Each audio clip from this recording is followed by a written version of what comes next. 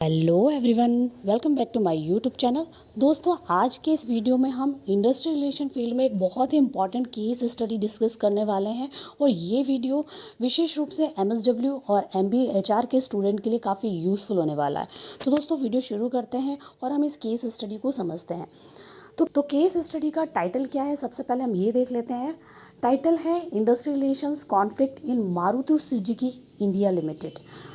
Maruti Suzuki India limited Bharat की बहुत ही popular automobile manufacturing company है। इसका जो मेन प्लांट है वो हरियाणा के मानेसर में है, जहां पर हज़ारों वर्कर्स कार के प्रोडक्शन में काम करते हैं।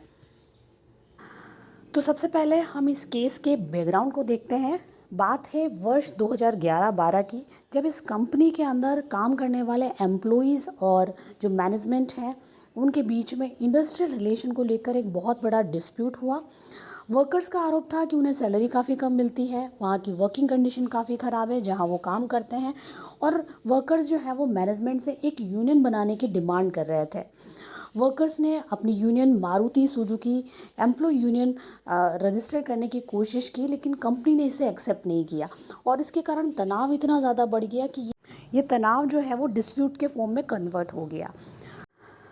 कॉन्फ्लिक्ट के इंसिडेंट की बात करें तो ये इंसिडेंट होता है 18 जुलाई 2012 को। प्लांट में एक बहुत बड़ा वायलेंट क्लैश होता है, जिसमें मैनेजमेंट और वर्कर्स के बीच में झगड़ा इतना ज़्यादा बढ़ जाता है कि आगजनी हो जाती है और एक एचआर मैनेजर की मौत हो जाती है और कई लोग इस विवाद के अंदर घायल भी हो जाते हैं। कंपनी ने करीब 500 से अधिक एम्प्लॉइज़ को सस्पेंड कर दिया। यह घटना भारत के इंडस्ट्रियल रिलेशन की हिस्ट्री में सबसे बड़ी घटनाओं में से एक मानी जाती है।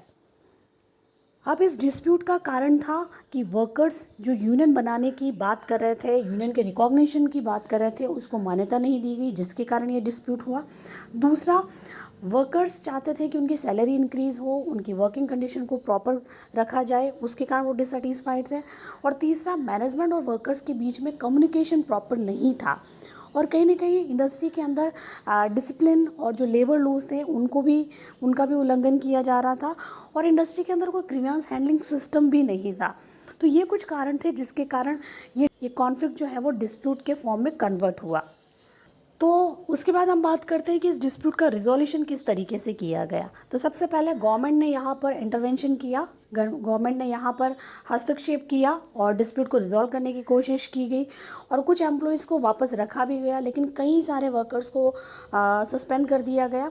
कंपनी ने अपने इंडस्ट्रियल रिलेशन पॉलिसी को वापस से फ्रेम किया और बेहतर कम्युनिकेशन और ग्रीवेंस हैंडलिंग सिस्टम को भी इंक्लूड किया गया।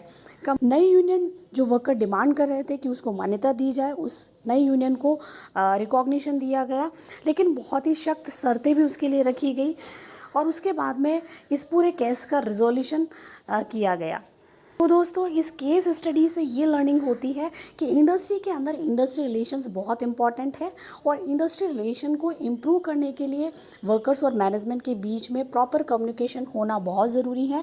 एम्प्लॉयज़ जब भी डिससेटिस्फाइड हो, उस डिससेटिस्फेक्शन को शुरू में ही आइडेंटिफाई किया जाए, उसको रिजॉल्व करना चाहिए। इसके अलावा इंडस्ट्री के अंदर एक बेहतर ग्रीवेंस हैंडलिंग सिस्टम का होना बहुत ज़रूरी है, जिसके थ्रू एम्प्लॉय की ग्रीवेंसेस को आइडेंटिफाई किया जाए और प्रॉपर टाइम पे उसको सॉल्व किया जाए, जिससे वर्कर जो है वो सेटिस्फाइड रहें। कॉन्फ्लिक्ट होने की सिचुएशन में प्रॉपर कॉन्फ्लिक्ट का मैनेजमेंट होना चाहिए और यूनियन से जुड़े मामलों में लीगल और इमोशनल बैलेंस को रखना बहुत ज़रूरी है।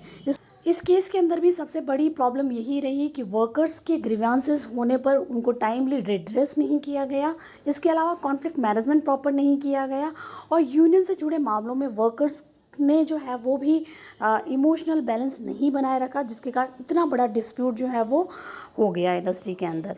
और ये केस भारत की सभी इंडस्ट्रीज़ के लिए काफ़ी लर्निंग वाला है और स्टूडेंट के लिए काफ़ी यूज़फुल है इंडस्ट्री रिलेशन के फील्ड में। तो दोस्तों, आज हमने इंडस्ट्रियल रिलेशन के फील्ड में एक बहुत ही पॉपुलर केस स्टडी डिस्कस करी जो Maruti Suzuki Manesar plant case की है और हमने देखा कि किस तरीके से मैनेजमेंट और एम्प्लॉयज़ के बीच में कम्युनिकेशन प्रॉपर नहीं होने से कितना बड़ा कॉन्फ्लिक्ट जो है वो डिस्प्यूट के फॉर्म में कन्वर्ट हो गया। तो दोस्तों, वीडियो कैसा लगा प्लीज़ कमेंट करके ज़रूर बताइएगा। मिलते हैं हम अगले वीडियो में एक नई केस स्टडी के साथ में। धन्यवाद।